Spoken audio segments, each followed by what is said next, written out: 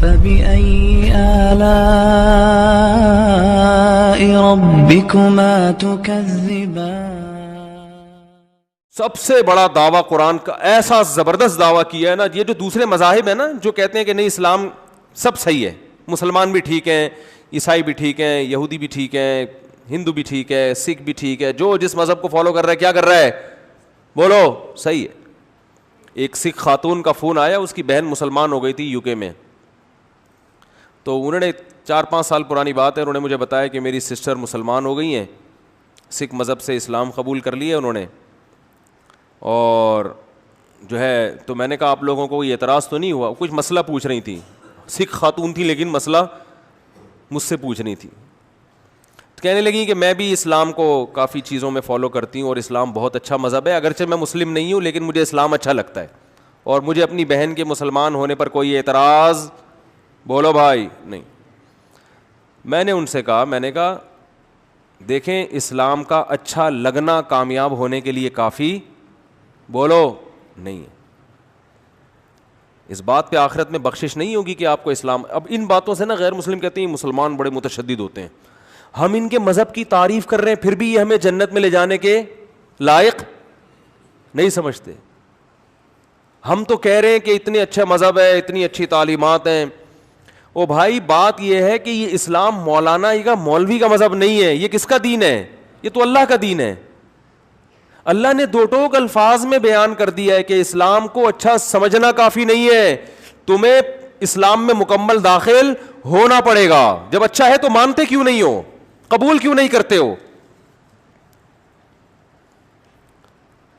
وَمَن يَبْتَغِ غَيْرَ الْإِسْلَامِ دِينًا فَلَن يُقْبَلَ مِنْهُ. اللہ فرماتے ہیں اسلام کے علاوہ کسی اور مذہب کو اگر اختیار کرو گے تو بے شک اسلام کی تعریفیں کرتے رہو, اللہ فرماتے ہیں قبول نہیں ہوگا, آخرت میں خسارے والوں میں سے ہوگے. عملاً اسلام کو قبول کرنا پڑے گا, داخل ہونا پڑے گا اسلام میں. تو اتنا سخت اسلام نے موقف کیوں رکھا ہے؟ اصل میں سوال, میرے بیان میں سوال لمبا ہوتا ہے, جواب بعض دفعہ یہ نوٹ کیا ہوگا تھوڑا ہوتا ہے, اس لیے کہ سوال سمجھانا یہ مشکل کام ہوتا ہے, اور سمجھانا تو اتنا مشکل نہیں, اس کو کھوپڑی میں بٹھا دینا یہ تھوڑا زیادہ مشکل کام ہوتا ہے. کہ بھئی کیوں اسلام نے بالکل بھی لچک نہیں رکھی. ہاں دنیا میں اسلام نے یہ لچک رکھی ہے کہ کسی کو زبردستی مسلمان نہیں کیا جا. اسلام ساری آخرت کی دھمکیاں دے رہا ہے, دنیا کی نہیں دے رہا. کہ جو اسلام قبول نہیں کرے گا, ایسا نہیں ہے قرآن میں کہ جو اسلام قبول نہیں کرے گا اس کی گردن اڑا دیں گے ہم, ایسا نہیں ہے. جو اسلام قبول نہیں کرے گا اس سے مسلمان تجارت بند کر دیں گے, ایسا بھی بولو کچھ نہیں ہے. جو اسلام قبول نہیں کرتا اس سے اچھا سلوک کرنے کی تمہیں اجازت نہیں ہے, ایسا بھی قرآن میں کہیں نہیں ہے. نبی صلی اللہ علیہ وسلم نے یہودیوں کو ہدیے بھیجے ہیں, اور جو یہودی رشتہ دار تھے آپ صلی اللہ علیہ وسلم کی زوجہ سے, ان کو آپ نے ان سے صلہ رحمی کا حکم دیا کہ بھئی یہودی ہیں مگر رشتہ دار ہیں, بلڈ ریلیشن ہے. قرآن نے کہا والدین اگر کافر ہوں, پکے مشرک ہوں, تمہیں زبردستی شرک پر مجبور کرتے ہوں, پھر بھی دنیا میں تم نے ان سے اچھا سلوک کرنا ہے. غیر مسلم بھی ہوں, چونکہ والدین ہیں, پیرنٹس ہیں, احسان ہے, سلوک اچھا کرنا ہے ان سے. بات آ رہی ہے سمجھ میں کہ نہیں آ رہی ہے؟ لیکن آخرت کے بارے میں قرآن نے صاف کہہ دیا کہ آخرت میں ان کا کوئی حصہ نہیں ہے. یہاں تک بتا دیا اعمالہم کرماد اشتدت بہ الریح فی یوم عاصف, فرمایا ان کے اچھے اعمال کی مثال راکھ کے اس ڈھیر کی طرح ہے. ہوا کا ایک جھونکا پورے ڈھیر کو سیکنڈوں میں اڑا کے ختم کر دیتا ہے. جب ہم کاغذ یا لکڑی جلاتے ہیں, جلا جلا کے وہ کیا بن جاتی ہے؟ راکھ. بہت ہلکی ہوتی ہے وہ, پھونک مارو اڑ جائے گی. اب کہیں راکھ کا ڈھیر لگا ہوا ہے, دیکھنے میں تو بہت بڑا ہے لیکن پھونک مارنے کی دیر ہے. تو اللہ فرماتے ہیں جو اسلام کو فالو, اس کو مائک کو کیا ہو گیا دوبارہ, جو اسلام کو فالو نہیں کرتے ان کے عمل دیکھنے میں بہت اچھے. تبھی تو لوگ پتہ ہے کیوں کہتے ہیں, لوگ کہتے ہیں اتنے اچھے اعمال تو کر رہے ہیں, اتنے ٹرسٹ بنا دیے انہوں نے, اتنی تھینک یو. ایکچولی اس طرح کی باتیں ہوتی ہیں نا, ہمارے یہاں بات گالی سے شروع ہوگی, درمیان میں پیار سے گالی, آخرت میں پھر غصے میں گالی. جو ماحول چل رہا ہے ادھر تھینک یو سے بات شروع ہو رہی ہے اور تھینک یو پہ ختم. ہمارے ہاں اونٹنی کا دودھ سر پہ کھڑے ہو کے بھی آپ کو خالص نہیں مل رہا. مجھے تو اونٹنی پہ شبہ ہو گیا تھا کہ یہ زیبرا تو نہیں ہے کہیں, اس کو کلر کر کے اونٹنی بنایا. وہ اتنے کرپشن ہے. اسلام کے علاوہ اسلام کسی اور کو ماننے کے لیے تیار نہیں ہے, اور کہہ رہے ان کے اعمال کی مثال ہے راکھ کا ڈھیر. کیوں اتنا بڑا دعویٰ کر رہا ہے؟ سوال میں یہ سارا ٹائم لگ گیا. بھائی اصل میں بڑا دعویٰ جب کیا جاتا ہے جب اس کی دلیل اتنی مضبوط ہو کہ اس دلیل میں 2 اور 2 4 کی طرح جواب آتا ہو اس کا. ورنہ اتنے بڑے بڑے دعوے کر کے انسان انجینئر کی طرح کیا ہو جاتا ہے, پھنس جاتا ہے. بات آ رہی ہے سمجھ میں؟ ورنہ کیا ہو جاتا ہے انسان, کنی کترانے لگتا ہے. تو اسلام نے جو اتنا بڑا دعویٰ کیا نا, اس دعوے کے برحق ہونے کی اسلام کے پاس بولو دلیل ہے. وہ دلیل کیا ہے؟ کہ اسلام کہتا ہے کہ جو لا, جو قوانین اللہ نے بتائے ہیں جن کو فالو کیے بغیر نجات ممکن نہیں ہے, ان قوانین کی ٹکر میں دوسرا کوئی قانون لے کر آؤ. تم کوئی ضابطۂ حیات لے کر آؤ جو اس کے مقابلے میں ٹھہر سکے. کسی کے پاس بولو ہے ہی نہیں, کسی بھی معاملے میں نہیں ہے. تو میں نے جو آیت پڑھی تھی نا, اس میں 2 چیزوں کو صرف فوکس کیا تھا. دیکھیں, عبادت دنیا کے ہر مذہب میں ہوتی ہے اور کسی کو کسی کی عبادت پہ کوئی اعتراض نہیں ہوتا. ہندو مندر میں جاتے ہیں, مسلمانوں کا اعتراض ہوتا ہے؟ بولو نا. مسلمان مسجد میں آتے ہیں, ہندوؤں کو اعتراض ہوتا ہے, امریکہ کو اعتراض ہوتا ہے, جاپان کو کوئی اعتراض ہے. بلکہ جو ان میں اچھے پڑھے لکھے لوگ ہیں وہ اور اپریشیٹ کرتے ہیں, چلو یار اچھا ہے, ہم نہیں اپنے مذہب کو فالو کر رہے, تم تو کم از کم کر رہے ہو. اسلام کی جو لڑائی ہے نا اصل میں وہ 2 چیزوں میں ہے اس وقت پوری دنیا سے. 2 چیزوں میں لڑائی ہے. کتنی چیزوں میں؟ جس میں اسلام اور دنیا کے دیگر تمام مذاہب اور تمام قومیں آ کے ایک میدان میں آمنے سامنے کھڑی ہو گئی ہیں. 2 چیزوں میں. جن چیزوں کا آخرت سے تعلق ہے اس میں کوئی آپ سے لڑنے کے لیے تیار نہیں ہے. وہ کہتے ہیں بھائی جس کا آخرت پہ یقین ہوگا تو کر لے, نہیں ہے تو نہیں کرے.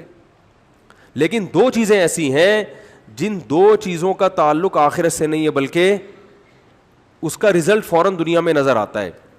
ایک اسلام میں جو حیا, پردہ, مرد اور عورت کا اختلاط, اس کی اسلام اجازت نہیں دیتا. یہ پوری دنیا اس میں اسلام کے مقابلے میں آ کے کھڑی ہو گئی ہے. دوسرا, اسلام کا جو معیشت کا نظام ہے, سمجھ میں آ رہی ہے بات؟ کیپٹلزم ایک الگ سسٹم ہے, سرمایہ دارہ نظام ایک الگ سسٹم. اسلام نے جو معیشت کے جو اصول بیان کیے ہیں نا, معیشت کے اصول, کہ پیسہ ڈیوائڈ جو پبلک میں ہوگا کن اصولوں کی بیس پہ ہوگا, یہ ایک ایسا نظام ہے جو دنیا کی آنکھوں میں آنکھیں ڈال کے بات کر رہا ہے. بہت مشکل ہے. وقت پورا ہو گیا تو اب اور مشکل ہو گیا بات سمجھانا, تو میں پھر سمجھاؤں گا انشاءاللہ 2 منٹ میں اپنی بات مکمل کر کے پھر میں یا تو جمعے کے بعد تھوڑی دیر بیٹھے ہیں ورنہ پھر اگلے ہفتے.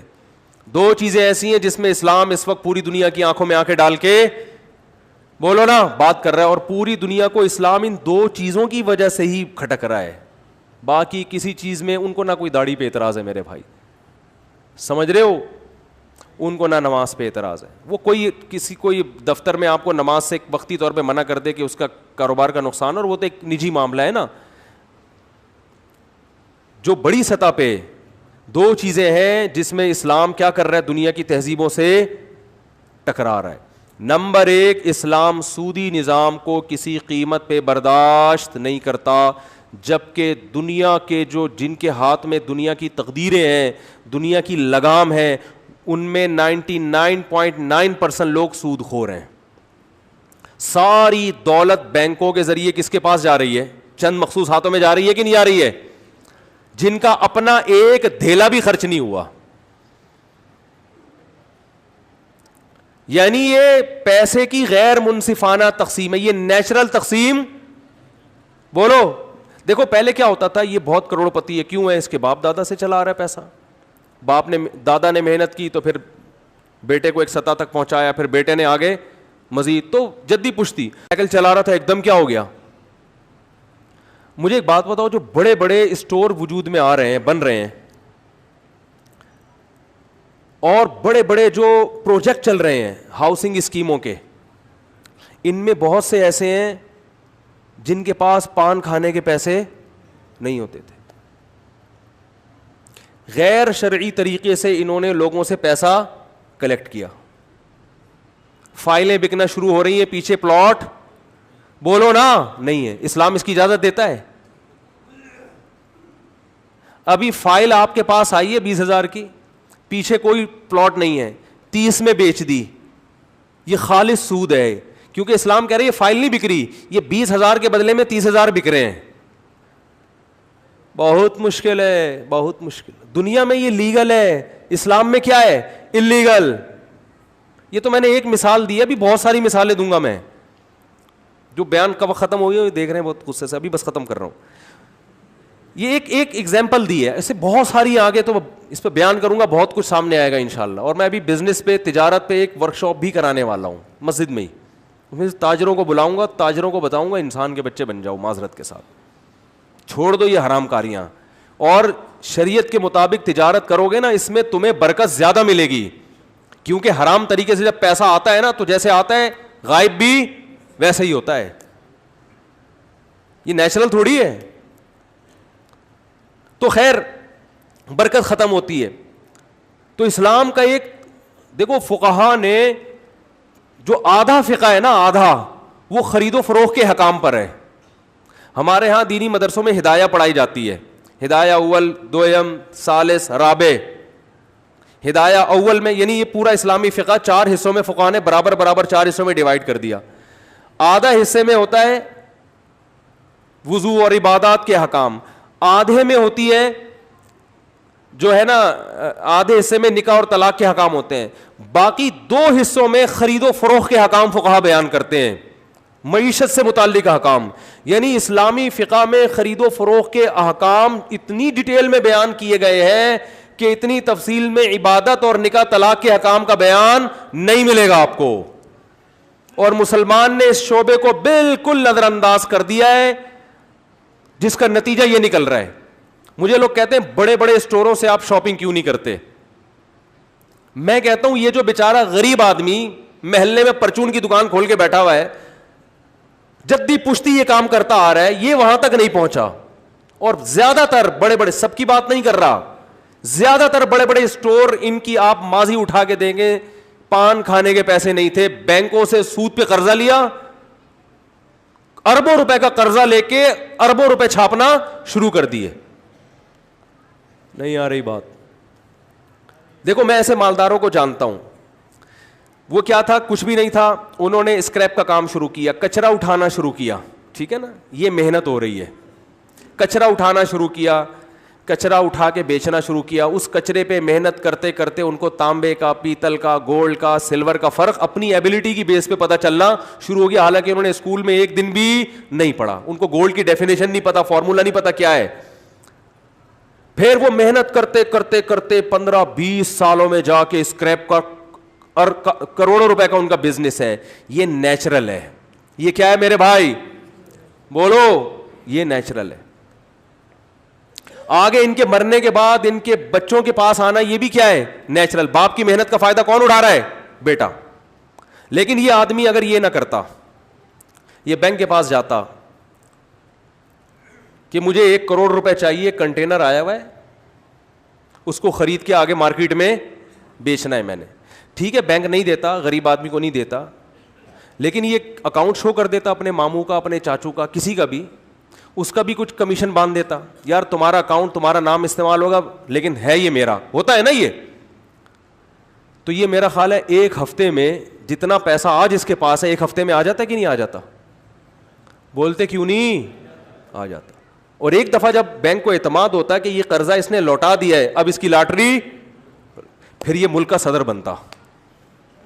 ہمارے ہاں اکثر جو بنے ہیں نا, وہ اسی پروسیس سے بولو نا گزر کے بنے. سب نہیں, یہ سب میں نہیں اس لیے کہتا کسی کا فون آ جائے آپ نے مجھے چور کہا تو آپ کے علاوہ بھائی میں نے سب کو تھوڑی کہا ہے, کچھ لوگ میں نے مستثنا رکھے ہیں. وہ ہیں کون مجھے خود بھی سمجھ میں نہیں آ رہا, لیکن وہ کسی وقت تنہائی میں بیٹھ کے 3-4 گھنٹے غور کریں گے, شاید کوئی 2-3 نام اللہ تعالیٰ ذہن میں ڈال دے. فی الحال تو نہیں آ رہے لیکن کیا ضرورت ہے. دوسری چیز ہے بے حیائی. بے حیائی آپ کے فیملی سسٹم کو کیا کرتی ہے, تباہ. جب بیوی اور سالی پردہ, بیوی بھی ویسے ہی بیٹھے گی جیسے سالیاں بیٹھتی ہیں آپ کے سامنے, تو مزہ تو بہت آئے گا, لیکن آہستہ آہستہ آپ کا خاندانی نظام کیا ہو جائے گا, بولو, برباد. جو کہ ہو رہا ہے مکس گیدرنگ شادیوں میں. اسلام اس کو نہیں مانتا. ٹیلی ویژن میں اینکرز آ کے بیٹھ رہی ہیں, فری ہو رہی ہیں آدمیوں سے, مردوں سے, ہا ہا ہو ہی. اب تو دینی پروگرام بھی وہی پیش کر رہی ہیں. کچھ دن پہلے ہو سکتا ہے یہاں کوئی ملک کی مشہور ایکٹریسز بیٹھی ہوئی ہوں جو فلموں میں بہت زبردست اپنی پرفارمنس دکھایا کرتی تھیں. آج جی ان محترمہ کا بیان ہے جو اسلام کے بارے میں زبردست. پھر لوگ کہتے ہیں اسلام پر کسی کا قبضہ نہیں ہے. بھائی ٹھیک ہے, قبضہ نہیں ہے, اسلام کی بات کوئی بھی کر سکتا ہے, لیکن کچھ لباس تو کم از کم اسکارف تو لے لے نا, کم از کم اسکارف تو لے لے بھائی. اسلام کی بات پر مجھے تو زیادہ اچھا لگتا ہے, بلکہ لبرل عورتیں جب اسلام کی بات کر رہی ہوتی ہیں مجھے اچھا اس لیے لگتا ہے کہ چلو یار کچھ تو اسلام کے بارے میں ان کے منہ سے نکلا نا, خوشی ہوتی ہے. لیکن آپ کی ڈریسنگ ایسی ہو کہ لوگ کہیں یار یہ اسلام میں جو ڈریس کا سسٹم ہے نا یہ ایسا ہی ہے. بچیوں کے لباس دیکھو آپ, اگر آپ شلوار قمیص بچیوں کے لیے خریدنے جاؤ, دوپٹہ خریدنے جاؤ 10-11 سال کی بچی کے لیے, آپ کو مارکیٹ میں نہیں ملے گا. لباس گیا, ختم, برباد ہو گیا. اور ان 2 چیزوں پہ محنت ہو رہی ہے دبا کے. ایک, معاشی نظام اسلامی نہیں آنا چاہیے, اس پہ غیر محنت کر رہے ہیں. دوسرا, حیا کو پروموٹ نہیں ہونا چاہیے. سمجھ رہے ہو. اور یہ جو میرے خلاف بہت سارے کلپ آئے ہیں نا, ابھی بہت سارے آ رہے ہیں, الٹے 4-4 سال کی بچیوں سے شادی کی ترغیب دے رہا ہے. سب کو پتا ہے کوئی دنیا میں پاگل کسی کو ممبر پہ بیٹھ کے 4 سال کی بچی سے شادی کی ترغیب نہیں دے سکتا. یہ اتنے گھننے نہیں ہیں. یہ اس لیے کر رہے ہیں کہ اس سے پہلے میں نے 3 بیوہ عورتوں سے نکاح کی ترغیب دی ہے. وہ ٹھڑک 3 بیوہ عورتوں سے نکاح کی جو ہے نا, اس کے خلاف کی جو ٹھڑک ہے وہ نکالی انہوں نے اس مذاق پہ ہے. سمجھ رہے ہو. کوئی صحافی جو حیا کی بات کرے گا اس کو یہ پنپنے نہیں دیں گے. کوئی صحافی جو سود کے خلاف بات کرے گا اس کو یہ پنپنے نہیں دیں گے, کیونکہ یہ 2 چیزیں حقیقت میں عورت کو, ایک چیز عورت کو تحفظ دیتی ہے, پردہ, اس سے عورت کے حقوق کا تحفظ ہوتا ہے, عورت محفوظ ہو جاتی ہے. کیونکہ مرد کے لیے عورت تک پہنچنے کا نکاح کے علاوہ کوئی راستہ باقی نہیں رہتا. اور نکاح کا مطلب کیا ہے, اپنے آپ کو ساری زندگی کی مرد نے ٹینشن میں ڈال دیا. تو مرد ٹینشن اٹھا کے عورت کو حاصل کرتا ہے. جب بے پردگی والا ماحول ہوگا تو عورت ایک ایسا انسٹرومنٹ بن جائے گی انٹرٹینمنٹ کا, سستا ترین اور مزیدار ترین. بات آ رہی ہے سمجھ میں. سب سے مزیدار اور سب سے زیادہ سستا, تو وہ ویلیو کیا ہو جائے گی عورت کی, ختم, جو کہ ہو گئی ہے. تو یہ ایسا جس میں عورت کا, اس ایک سسٹم میں عورت کے حق کا تحفظ ہے جس میں اسلام حیا کو پروموٹ کر رہا ہے, اس میں عورت کا کیا ہے, تحفظ ہے. مرد کے لیے عورت سے دل بہلانا آسان نہیں رہے گا. دوسرے میں کیا ہے, غریبوں کا تحفظ ہے, اور اس میں رکاوٹ جو معاشی نظام ہے اس میں غریبوں کا تحفظ ہے. اس میں مالدار آپ کی راہ میں روڑے اٹکائے گا. بات آ رہی ہے.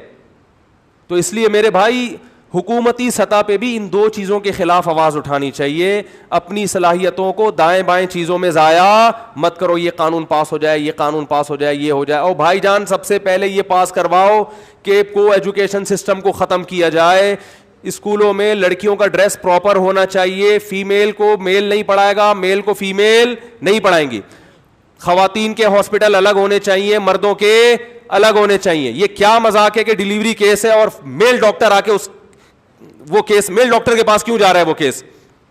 عورت کے بچہ پیدا ہو رہا ہے, آدمی کا کام کیا ہے وہاں کھڑے ہو کر, وہ کیوں کھڑا ہوا ہے وہاں پہ. سب ختم. تو یہ 2 چیزوں کو میرے بھائی اپنے گھروں میں بھی نافذ کرو. سمجھ رہے ہیں.